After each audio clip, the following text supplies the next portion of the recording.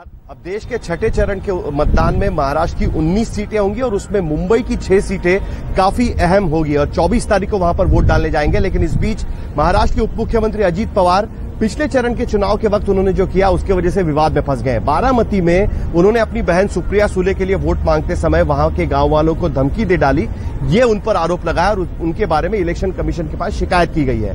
खबर यह है कि इलेक्शन कमीशन ने अब वहां के कलेक्टर से इस बारे में रिपोर्ट मांगी है और उसके आधार पर इलेक्शन कमीशन अजीत पवार को नोटिस भेजने की तैयारी में है।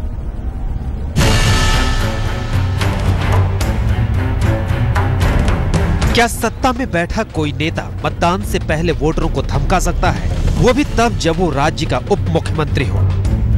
महाराष्ट्र के उप मुख्यमंत्री और एनसीपी नेता अजीत पवार पर कुछ ऐसा ही आरोप लगा है। मसालवाड़ी गांव के लोग 2006 से बूंद बूंद पानी को मोहताज हैं, लेकिन जब गांव के एक शख्स ने इसे लेकर अजीत पवार के सामने आवाज उठाई तो उल्टा वो भड़क गए। अपनी बहन सुप्रिया सुले के लिए वोट मांगने निकले अजीत पवार जब गांव के युवक संदीप को धमका रहे थे, उसी दौरान किसी ने पूरा वाकया मोबाइल में कैद कर लिया। अंधेरे के कारण तस्वीर तो साफ नहीं आई, लेकिन ग्रामीण और अजीत पवार की आवाज मोबाइल में रिकॉर्ड हो गई। आप खुद सुनिए अजीत पवार किस अंदाज में ग्रामीण को धमका रहे हैं। संदीप त्यांचंच कार्य करताय ना, मला बोलू नये पण गबस कळतं तुला कळतं का जरा कळतं का कार्यकर्ता असून त्यांना सांगा कोण आहे मी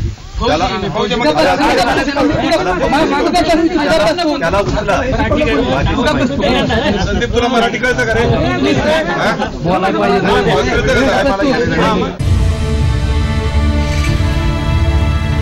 गांव वालों का आरोप है कि अजीत पवार ने जाते जाते साफ कह दिया कि अगर बहन सुप्रिया सुले को वोट नहीं दिया तो पानी की सप्लाई बंद कर देंगे। अजीत पवार के खिलाफ बारामती से आम आदमी पार्टी के उम्मीदवार सुरेश खोपाड़े ने शिकायत तो दर्ज करा दी, लेकिन पार्टी की मांग है कि चुनाव आयोग इस पर कड़ी कार्रवाई करे। उधर बीजेपी की माने तो हार सामने देखकर कांग्रेस और उनके सहयोगी वोटरों को धमकाने में लगे हैं। बारामती सीट पवार घराने के लिए प्रतिष्ठा का सवाल बन गया है, क्योंकि इस सीट पर शरद पवार की बेटी सुप्रिया सुले चुनाव लड़ रही हैं और महाराष्ट्र के उप मुख्यमंत्री अजीत पवार शरद पवार के भतीजे हैं। अब देखना है कि चुनाव आयोग उनके इस बयान पर क्या रुख अपनाता है। बारामती से कामरान के साथ पंकज खेलकर, पुणे, आज तक।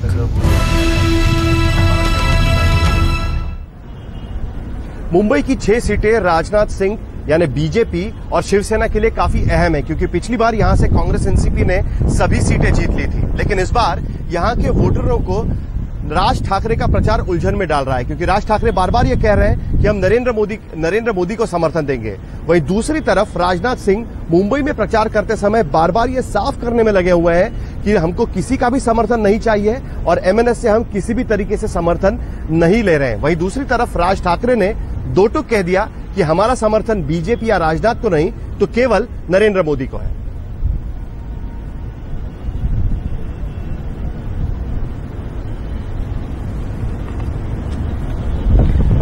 तो इस तरीके से ये उलझन बार बार बढ़ता जा रहा है। कई बार कोशिशें हुई बीजेपी की तरफ से ये बताने की कि हमको समर्थन नहीं चाहिए। शिवसेना ने भी उस पर काफी आपत्ति जताई, लेकिन लगता है कि एमएनएस इस पर मानने को तैयार नहीं है। आइए देखते हैं कि क्या कह रहे थे राजनाथ सिंह मुंबई में। He also made it very clear that his support was only for Narendra Modi and not for the BJP. जी, मैं तो हमारी पार्टी के नहीं है, वो कुछ भी कह सकता है। राजनाथ सिंह उनके बारे में मुझे कुछ नहीं कहना। राजनाथ सिंह बताते बताते थक चुके हैं कि उन्हें राज ठाकरे का समर्थन नहीं चाहिए, पर राज ठाकरे ताल ठोककर नरेंद्र मोदी को समर्थन देने पर अड़े हुए हैं। बीजेपी अध्यक्ष राजनाथ सिंह की नजर में राज ठाकरे का समर्थन कोई मायने नहीं रखता और राज ठाकरे के लिए राजनाथ सिंह के बयान का कोई मतलब नहीं है। सुना है सारी राजनीतिक पार्टियां नरेंद्र भाई मोदी को हम समर्थन देंगे। अरे भाई, काहे बिना मांगे समर्थन आप परेशान हैं? कुछ दिनों पहले पुणे में राजनाथ सिंह ने राज ठाकरे पर निशाना साधा था और बिन मांगे समर्थन देने के लिए उन्हें आड़े हाथ लिया था। राजनाथ सिंह ने कहा था कि वो हमें समर्थन देना चाहते हैं तो या तो गठबंधन में आ जाएं या फिर बीजेपी में अपनी पार्टी का विलय कर लें। राज ठाकरे ने राजनाथ सिंह पर तंज कसते हुए कहा, राजनाथ सिंह म्हणाले बिन बुलाए मेहमान है मैं कोण मी मुळात पहिल्यांदा माझा पाठिंबा नरेंद्र मोदींना आहे, राजनाथ सिंगला थोडी आहे। पर पिछले हफ्ते राज ने महाराष्ट्र में बीजेपी के कद्दावर नेता गोपीनाथ मुंडे को बीड लोकसभा क्षेत्र में समर्थन देने की घोषणा कर डाली। मुंबई में 24 अप्रैल को चुनाव है। बीजेपी को डर है कि कहीं राज के मोदी जाप से वोटर कंफ्यूज न हो जाएं, जिसका खामियाजा उनकी सहयोगी शिवसेना के उम्मीदवारों को भुगतना पड़ सकता है। जो तेवर राज ठाकरे ने अपनाया है, अगर वही तेवर राजनाथ सिंह अपनाते हैं तो वो नरेंद्र मोदी, राज ठाकरे और उद्धव ठाकरे को नाराज कर सकते हैं और चुनाव के पहले तो वो ऐसा कतई नहीं चाहेंगे। अब ये देखना काफी दिलचस्प होगा कि काफी मान मनोबल के बाद 21 तारीख को मुंबई में अपनी सभा करने आ रहे नरेंद्र मोदी जब उद्धव ठाकरे के साथ अपना मंच साझा करेंगे तो इस पूरे विषय पर क्या जवाब देते हैं। कैमरामैन किरण सकपाल और दिवाकर सिंह के साथ मुनीश पांडे, मुंबई, आज तक। उत्तर पश्चिम मुंबई से राखी सावंत चुनाव मैदान में है। वो सपने देख रही है कि इस बार वो इस चुनाव से संसद तक पहुंच जाएगी। उनका चुनाव चिन्ह है मिर्ची और इस बार नरेंद्र मोदी की तरह चाय पे चर्चा नहीं, वो अपने चुनाव क्षेत्र में पकौड़ों पे चर्चा कर रही है। आइए देखते हैं कि किस तरीके से तीखा अंदाज में राखी सावंत अपना प्रचार कर रही है।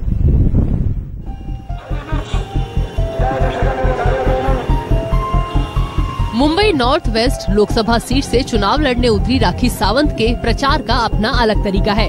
राखी प्रचार करने के लिए जुहू की एक गली में घुसी ही थी कि एक महिला अपनी पानी की समस्या लेकर राखी के सामने रो पड़ी। 40 साल से सब कुछ है, हमें बच्चे वाले को पानी भी दे रहे, सबको ऑटो को तड़पा रहे, लोगों को वाल लगाए, लोग बंद कर दिए। नेता बनने की चाहत रखने वाली राखी भला कैसे अपने आप को रोक पाती। अपने तीखे तेवर के लिए जाने जाने वाली राखी ने तुरंत वहीं फैसला करना शुरू कर दिया। बुलाओ, ये नवाब कौन है? ये नवाब कौन है? बुलाओ। कैसे ऐसे गरीब के साथ ऐसे कोई कैसे कर सकता है? पानी कैसे बंद कर दिया? बुलाओ। इतना ही नहीं, राखी नवाब नाम के उस शख्स के घर पहुंच गई जिसके ऊपर महिला ने अपना पानी रोकने का आरोप लगाया था। सिस्टर, जरा नवाब जी को भेजिए नीचे। ऐसे कैसे कर सकते हैं? ऐसे गरीब के साथ ऐसे अत्याचार कैसे कर सकते हो आप लोग? ऐसे कैसे पानी बंद कर सकते हो? यहाँ पे महिलाएं, बच्चे सब रो रहे हैं। वो शख्स घर में नहीं मिला तो राखी ने तुरंत पत्थर हटाकर अपने अंदाज में समस्या का समाधान निकाल दिया। खोलो, खोलो, खोलो,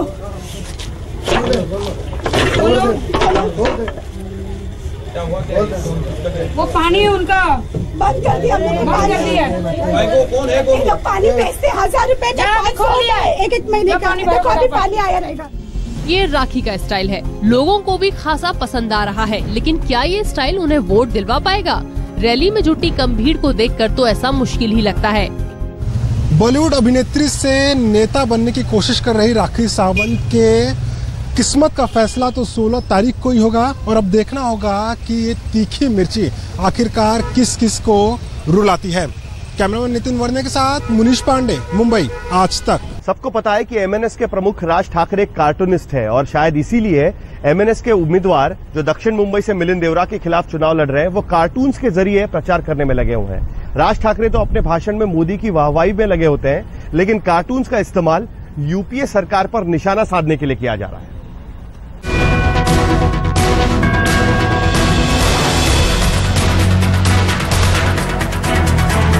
कार्टून के जरिए विरोधियों पर वार और अपना प्रचार का निराला तरीका निकाला है एमएनएस उम्मीदवार बाला नांदगांवकर ने।